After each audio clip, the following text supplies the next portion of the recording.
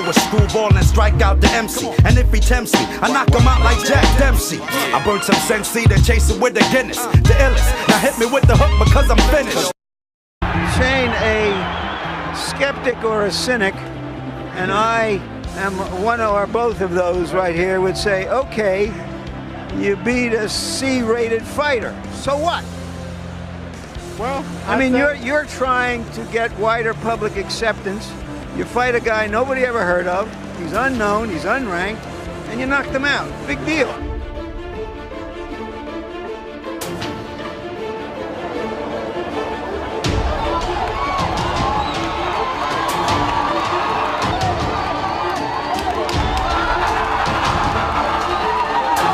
Keep that chin behind his front knee, and the formula that Emmanuel Stewart has taught to heavyweight champions Lennox Lewis and Down goes Hernandez on a perfect right cross. And he is hurt badly.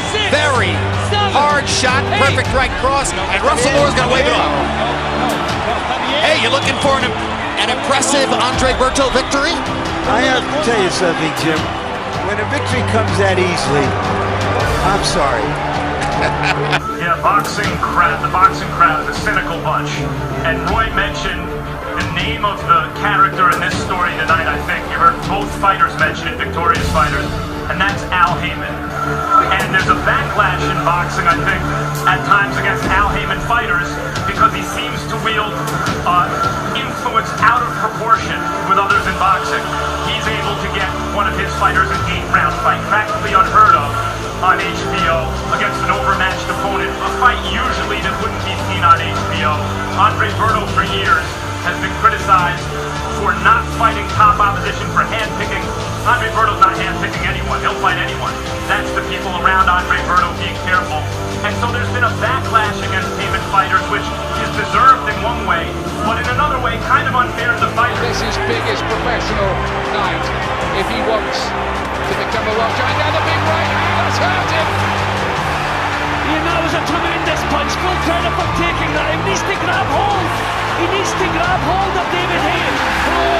Haye hits very hard and he hurts and he's going to finish it here. I think he does finish it all over in round 3.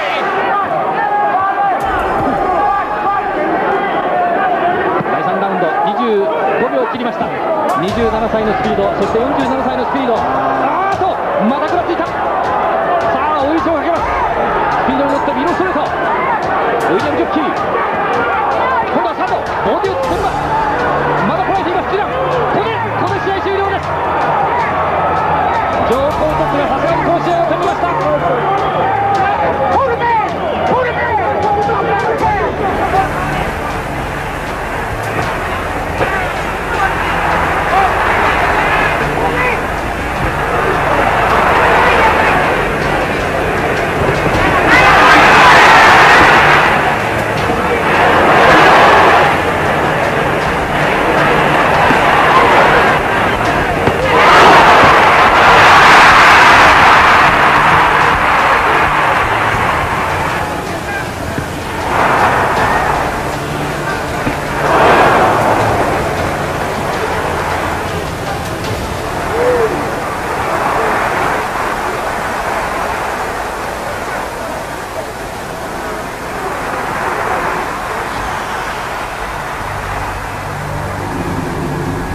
Martel at 30, a virtual unknown. Meldrick Taylor and Livingston Bramble, those would have been great wins in about 1990 or 1986. But in 2002, you just shake your head and say, oh my gosh, where did they find them? Oh, hard left hand by Judah, and Martel gives it an Oscar De La Hoya pound on the canvas with his right hand, angry about being down. That Judah's big punch is the left. Martel got in one shot in return before Judah knocked him down for the second time with the left hand. That's for sure. He's trying, but he's definitely overmatched. Way overmatched. No 3-knockdown rule in effect, and so the third knockdown doesn't bring the end of the bout. Martel wanted to get up and go right after Zeb. Yeah, he did, but he just... Meaning that he's not going to get too many more chances. Look at Martel fighting. Yep, and here's another knockdown as Martel's glove touched the canvas. Very seldom see 4 knockdowns in a round not end a fight these days. Are you ready for That's it right there. That's it right there for sure. There's the 5th knockdown, and that's the end of the fight. As Benji Estevez says, we've learned enough about the difference between Zab Judah and Wayne Martel. I think Manny Pacquiao wants to finish this fight early. Yan ang gusto ni Manny, ayaw niya ng good right there by Manny Pacquiao. Very managing Pacquiao. A lot of hits to the body there by Manny. And a right counter by Todd Makelin. Manny Pacquiao corners Todd Makelin. Ordinary fighter would have gone down. Body blows there by Manny Pacquiao. Oh, good left side, Manny Pacquiao. And Todd Makelin is hurt. And Makelin trying to cover. Going for a short upper there. Again, Manny Pacquiao is unstoppable at this time. In dieser ersten Runde.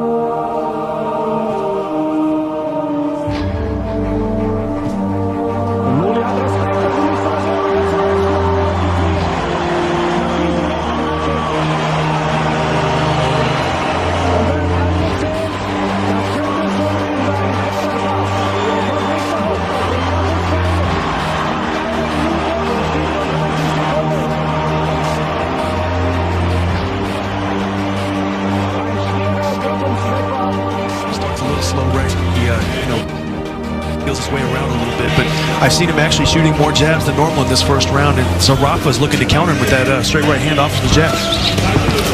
Quillen trying to land the right, went with the left, and then the combination. Myself included, it's the fact that we're such a heavy favorite, sometimes it's a downer. You don't really try as hard. Or I think on the flip side of that, it's tough to get up for certain opponents when you're such a heavy opponent, or a heavy favorite, like you said. So how does Peter Quillen get up for Michael Zarafa? Good combo back from Quillen. This is terrific action.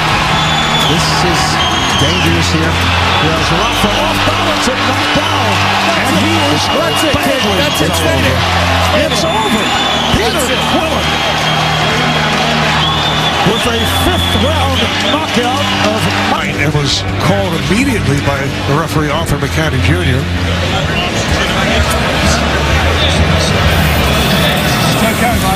Now this is scary, you know, you never like to see a fighter, I'm sure they're just taking safety precautions here, but you know, you never like to see a fighter carried out on a stretcher, but you know, that's exactly what you get sometimes. When Foxwoods Resort Casino, a scary moment. Michael Zarafa stretchered out of the ring. Peter Quillen wins by knockouts. Frightening moment here for Zarafa. For more on this right now, let's go to Kenny Rice.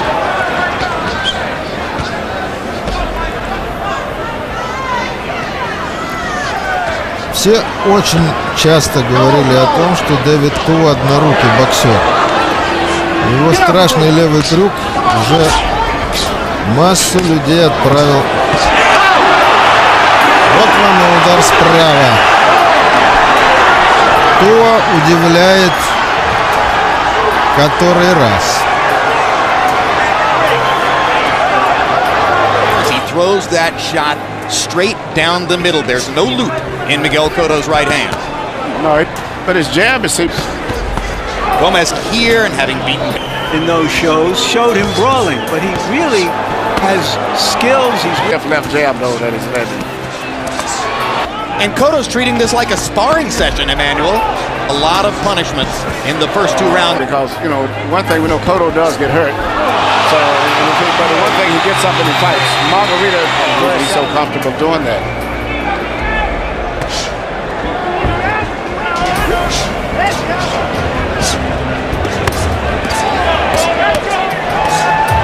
Uppercut snaps Gomez's head up. With the idea of doing more boxing since the Mosley fight.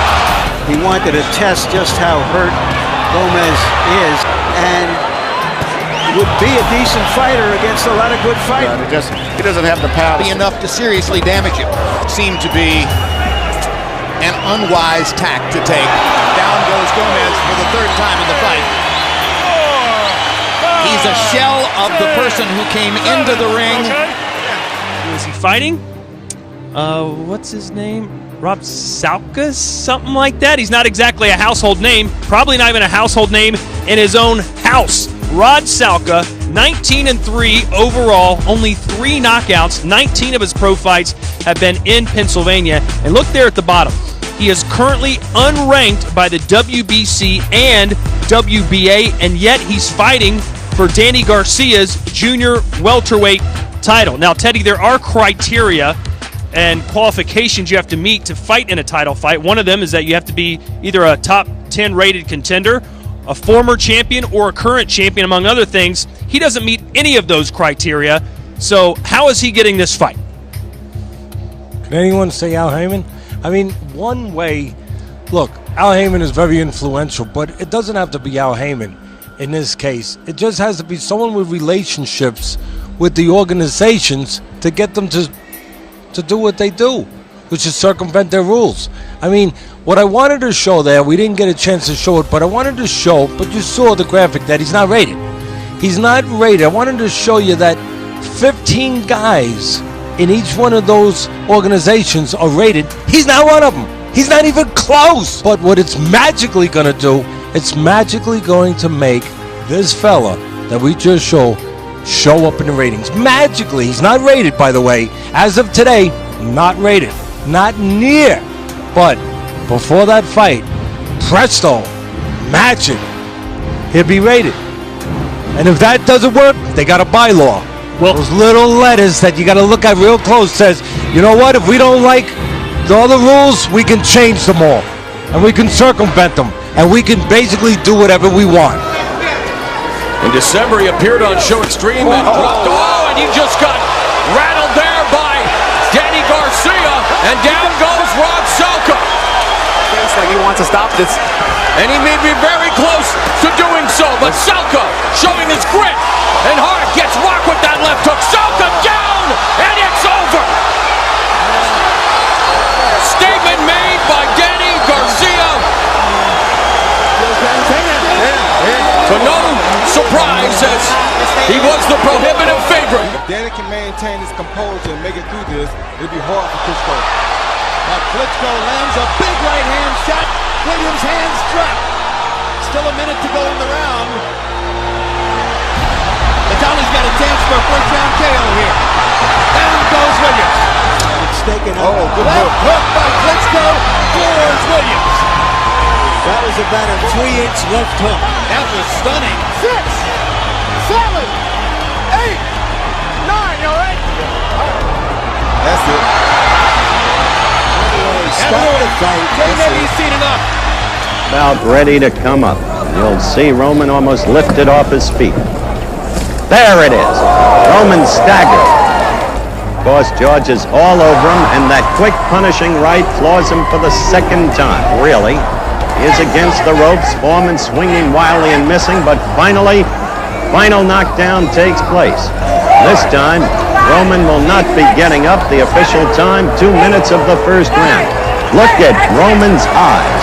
No disposition to rise. So Foreman easily retains his title. Ringside here, you know, it's pathetic to see a guy just not be able to do it when he was as great as he once was. All I know is that he'll handle it with class, as he's always handled it. He's really a classy guy in every sense of the word. The man is standing there and taking his punches. He's taking his dues, but it's the time now. He could lay down as soon as he found out that his arms weren't working. He's staying life, losing your wife. He said that's loss.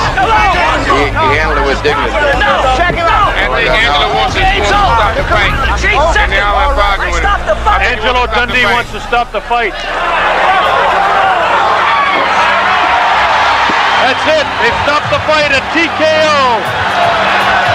It'll be scored as a technical knockout.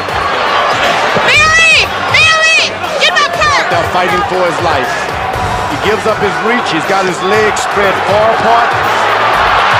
Al De La Hoya lands his first effective combination and crumbles Gotti with a trademark left hook. And Oscar De La Hoya left hook. Too big for Gotti. And there's blood flowing already. Target practice as De La Hoya goes to the body and the head, drives Gotti into the ropes. And the towel comes in from Gotti's corner, and De La Hoya. And across the way, Vinny Pazienza. Jones smiled at it, knowing that Pazienza was trying to get him out of his game there. There is a lot of emotion in this building, trust me, folks. The fans, while they are predominantly for... Oh, big left hook by Jones immediately. Wow, he came out blasting. Vinny Pazienza up high there with... Good left hook by Jones. Pazienza showboats and Jones showboats back. The no showboat promise is over. Good hook by Jones. And go for everything. Good body work by Jones. He works Pazienza on the inside, pushes him back. Good hook, that hurt Pazienza, and the uppercut. Pazienza's in trouble, ready to go.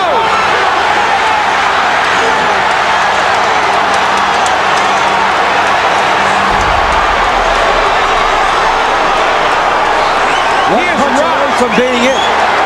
There is about a half minute left to go. The right eye is almost closed. Pazienza feigning that he's okay, but he's not okay. He's not even close to being okay. One big shot could end it here. That's another knockdown. There's no 3 knockdown rule in effect here. They've got to be very close to stopping, and even if he gets through, you have to be concerned about his health and safety here because he's tired and he is wide open.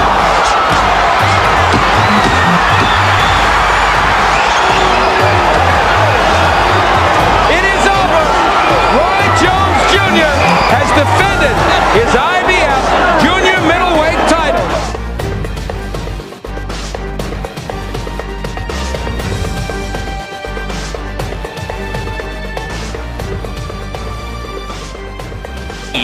A name with its own colorful place in boxing history, and there's a knockdown by Gotti as he puts Gamache across the bottom rope with a minute still to go. By Gamache momentarily stopped Gotti in his tracks. He's trying to pull at Gotti. Oh, there's a big left hook by Gotti, and the body punch set it up. And Joey Gamache looks very wobbly now with 30 seconds still to go in the round. One more knockdown, and this will be over. Hold on, you better hold on. Gamache punching back, but giving Gotti a chance to land. Looks like Gamache is going to make it out of the round. And Gotti landed one more left hook for good measure well after the bell sounded. And Gamache staggers toward the wrong corner. Hands from a distance, even at far reaching. He's also looks so much bigger than he does. Yeah, and he's got a 15-pound weight advantage. Every time he lands a shot, it's abundantly clear. And Benji Esteves isn't going to bother with a count here as Gamache's eyes were closed before he hit the canvas. This is the second time in 2 fights now that Gotti has come into the ring outweighing an opponent by between 15 and 20 pounds and has put the opponent away early. And for the second time, there is considerable concern about Gamache because of the way he went down. Right uppercut, and you see why we were worried about Joey Gamache, whose eyes were closed well before he hit the canvas. The uppercut was perfect, George. And not only that, he's getting his whole body into it. Like 3 wins, 12 defeats, 1 draw. He's delivered 14 knockouts from Atlanta, Georgia. Ricky the Hammer Stackhouse. His opponent fighting out of the red corner, wearing gold and black trunks, weighing in 154 pounds, with a professional record of 11 wins, 0 defeats. He dropped all opponents by knockout. Hails from right here in Pensacola, Florida. Putting together some of his... Stackhouse down with a straight right. Early in the first round. Stackhouse down. And now this is how a fighter gets hurt. Look how dry Ricky Stackhouse is.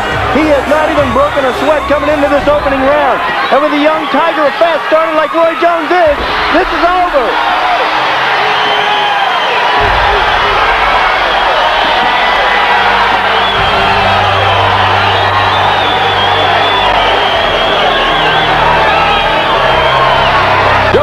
to 12-0 with his 12th knockout. Ricky Stackhouse, we haven't even had the time to get into his story, is actually under medical suspension. All-time favorite story on Larry. Oh yeah, you know what this is. Yeah, you do. I fought Larry right after he got through with Jerry, and well, it was a hell of a fight too. And, y'all may have seen the fight. I run out of time. Oh, I had him. Another 15, 20 rounds. He couldn't take that kind of pace. There was no doubt. He was tired. You think it's easy kicking my ass all night? You're wrong. Ask the man.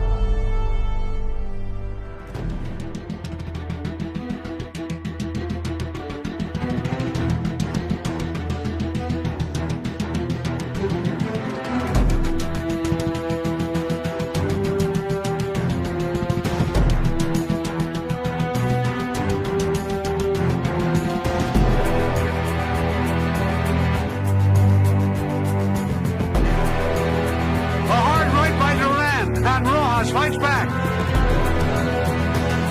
Duran throwing bombs. A hard right, and Rojas crumbles flat on his face. Roberto Duran registers a shocking one-round knockout of Alvaro Rojas and remains the lightweight king. And why should he be any different from Sugar Ray Robinson or Joe Louis or Muhammad Ali? Whether or not Chavez can pull together the remnant of his former greatness, he stands out as an example of what is wrong with boxing. The WBC has ranked him the #1 contender in the 140-pound class. Can anybody tell me why? In the past year, he's not fought a ranked fighter in any weight class. He hasn't fought at 140 pounds since March 1998, and he's lost 2 of his last 5 fights, including a one-sided loss to a journeyman, Willie Wise. He's fighting one of the best fighters in the world in Costa. This is a mismatch of the worst possible kind. Well, who's to blame? We all are. Starting with the WBC for mandating the fight and the local boxing commission for licensing it. The promoter, who has no choice but to stage the fight or have his fighter stripped of his belt. But add him to the list, and let's not forget us, the television network, for showing it, and the public for coming to see it, and last of all, the fighter himself, whose self-delusion cannot be faulted. After all, he is thinking with a damaged organ, his battered brain. My personal bottom line, we are all to blame, and shame on us all. Julio Cesar Chavez is a mandatory fight for Costa. He doesn't want to be stripped, so he has to fight him. Costa has a deal with Showtime to put his fights on, so we have to show this fight. But even the great of heart and the great of talent fade with time. Certainly Chavez has pushed the limits, and here tonight, he may be on the brink of disaster. So, sure, he understood that. He's a knockout Chavez for the second time in his career. And again, the right hand, he's shown that susceptibility. 5, 6. Tszyu is a much better puncher than Frankie Randall, even though Frankie Randall's a sharp puncher. But it's Chavez coming forward. But it's Tszyu scoring. Another straight fight by Tszyu. All over Chavez. Steps in and stops the fight. It's all over. Costa wins it. TKO. Round 6. People started throwing things already. It's getting a little ugly now. And they're protecting Costa in the center of the ring. And things are flying down towards us. And our stage manager, Joel Farbstein, just got nailed to the head. You all right? He's all right.